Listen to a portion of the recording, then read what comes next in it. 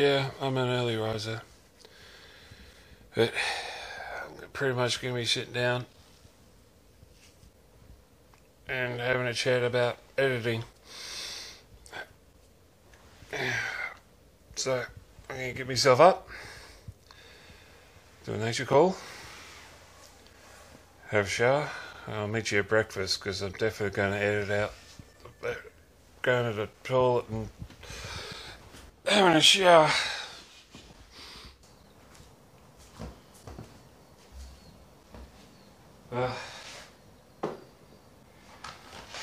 Starting off,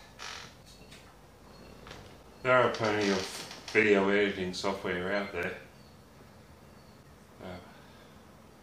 and probably find that everyone will probably be racing off to use the Adobe video editing software program. But for me, it's all like, it's a good little system because do a description and stuff like that. But I just can't afford to sort of fork out that money every time. So, looking at other options, I found, there's Sony Vegas and probably others that out there that people use. But I'll stick with Corel Draw to because it's more something I can get in my budget. So it of course I'm not sponsored to say this, but I only paid $120 for Corel Draw. Well, not Corel Draw, but Corel Video Studio X10, and there's now got the 2018 version now. But at the end of the day, it does the job for me, so I can't complain. But I will complain if I don't get a cup of coffee inside of me, first one of the morning.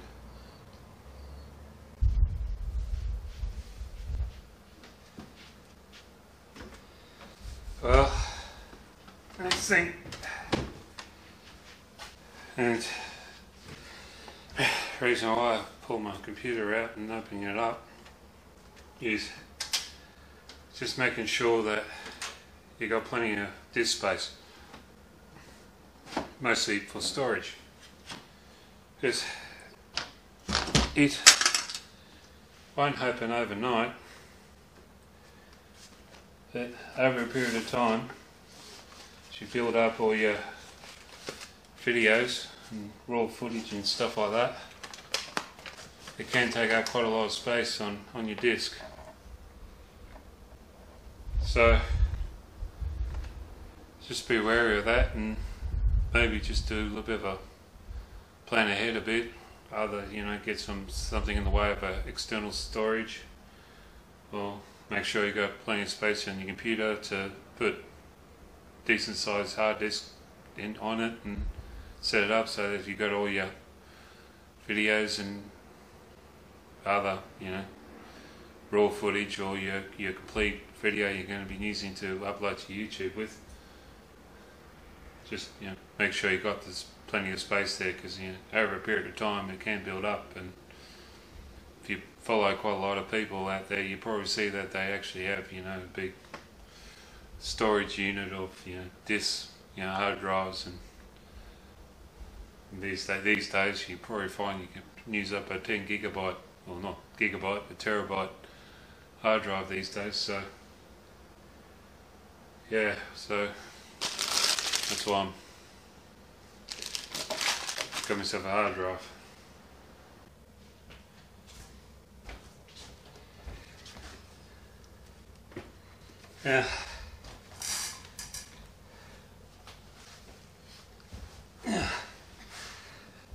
Probably the thing you probably also got to add to that too was, even with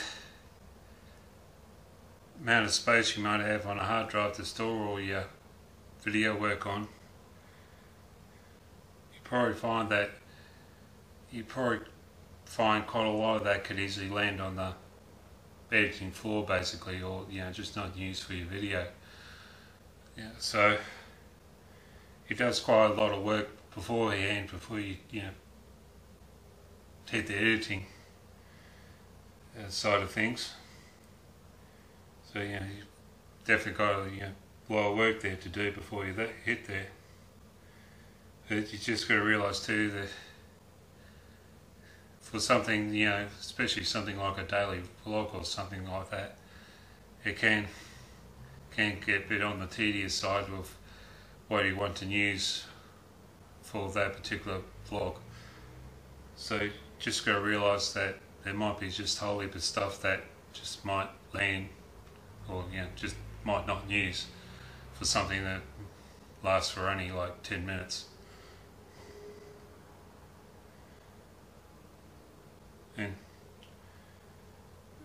And also in saying that, probably might take a little bit of practice to actually get some perfection in place. I've still got a lot to learn and how to go about things and all that. So, I always say keep an open mind and always keep learning. So, get this computer hooked back up and format that new hard drive.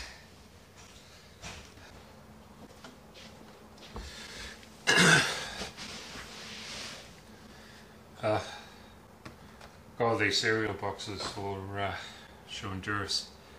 Sent it over to him and got more there of course, and got some more to eat. But sent it over to Sean Juris to give him something for his cereal wall. It's my next little thing I'm pretty much going to say is less is more. Now, good thing with editing, and it's pretty much the same when it comes to like doing movies and stuff like that, and maybe documentaries. So pretty much the same thing as Hollywood, where sometimes you find some things might just make the film just go a little bit too long, and I'll get caught out myself. I'm still learning myself of just taking it easy type of thing, and keeping it simple with what I'm trying to say, and all that sort of thing. So it's like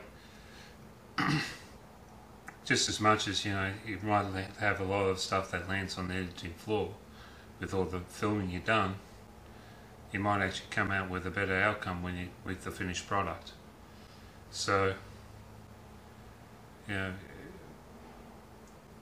for something like a little bit of a tip or something like that, I know it's not exactly a best example, but if I go through and cut up all these cereal boxes, I'll be there for like 20 minutes at least.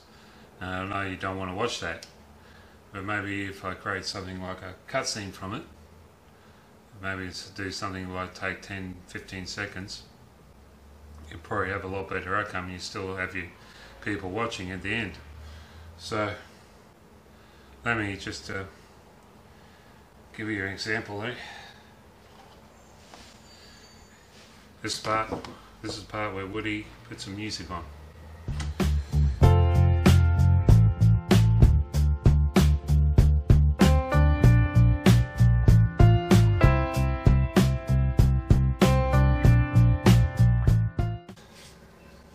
Hopefully that will give you some ideas of how to do some like specialised editing, could say,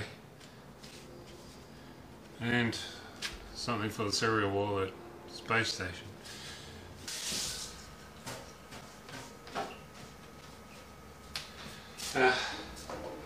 Probably the other thing I want to mention is the music side of things. Now, you got to be careful, especially if you want to use mainstream music, because you might cause harm to your channel and other against strikes or losing monetization in one way or another, or either feed it to the artist or you don't get it at all. So just be careful of that sort of thing, and also be careful too, like with me and using Corel Draw, it does have a section with music, and you pay a fee for the music and stuff like that. Now they allow you to use it on YouTube, but they don't allow you to monetize it. If you do, they pay the artist, not you, basically.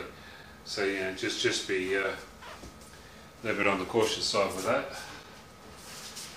But the other thing too is what sort of music you use when it comes to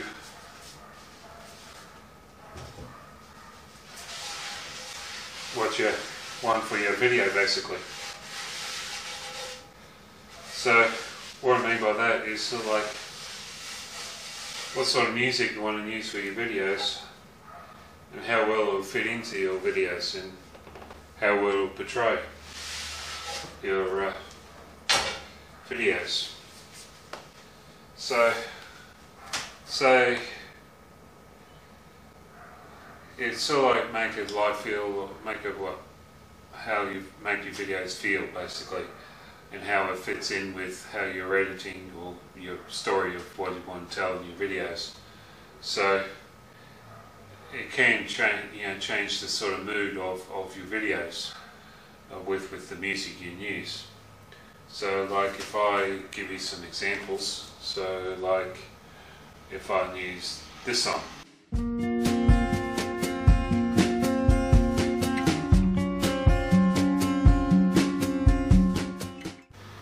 Now, and probably have to think about how it actually feels with your, how does it feel?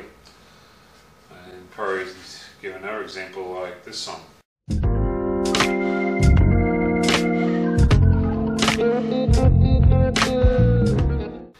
And see how you feel about that song. So, you can ruin your video with what sort of music you use, and if it doesn't really fit with what your storyline or what you're trying to portray, it does, lose people out. And the other thing that I probably need to mention too is just be careful with volume levels when you're editing. Now, I've been finding that I'll have to increase my voice levels, but decrease my music levels, because it just doesn't balance out terribly well. And also too is if you've got a video where it's very soft, you might have to make people turn it up. You might actually make people go and find another video to watch as well. So just keep that in mind of watching your video levels and things like that. So make it all helpful for getting the views and minutes and hours you need to keep your people interested.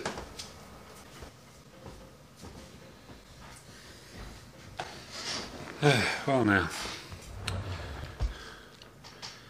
chicken schnitzel. But the thing I want to get into before I start eating my dinner is, I didn't exactly go into real nitty-gritty hands-on style of editing with this video, but there's a reason for that.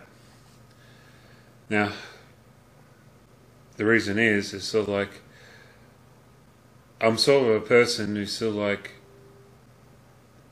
do your editing for yourself type of thing, of where at the end of the day you're telling a story, and regardless if it's a vlog, a review, or a documentary, whatever you're wanting to create, at the end of the day it's pretty much you they're looking at. And it also comes down to the editing side of things. So the way you edit it is what pretty much who you are. So, I remember a period of time that everyone's saying, "Oh, you're copying Casey Neistat" and stuff like that. Yeah. In some ways, you probably find, you don't want to be like copycatting, but you, but probably have him more as a mentor, so, as a guide point. But at the end of the day, they're looking at you in your video. They're not looking at Casey's video. So when it comes to putting your video together of whatever you're going to be doing, the real fine point is your editing will define you. So I hope that makes sense. If it does, you can tell me. But hopefully you understand what I mean there. It's not an easy path to take. It's something you have to gain experience to and learn from. I'm always learning, and with doing videos and making videos and with your channel, it's a very big learning curve. So take that on board as end of the day, it's you they're looking at. So yeah, I want to eat my dinner before my chicken schnitzel gets cold. So, back in my bed again, ready to go to bed and fall asleep. But I did do a bit of a deliberate thing with doing this video. I set it up that it was like a vlog, basically. So I give you an example there of going through a process of the day of some things I did and as I've gone along, of course, I spoke about editing. So you have to let your imagination go wild with the storyline. Like I said, it always starts off with having a story. So I did give a story, and now we're at the end of it. So hopefully that's all helpful for you and take on something on board with it all. But until next time, have a good one.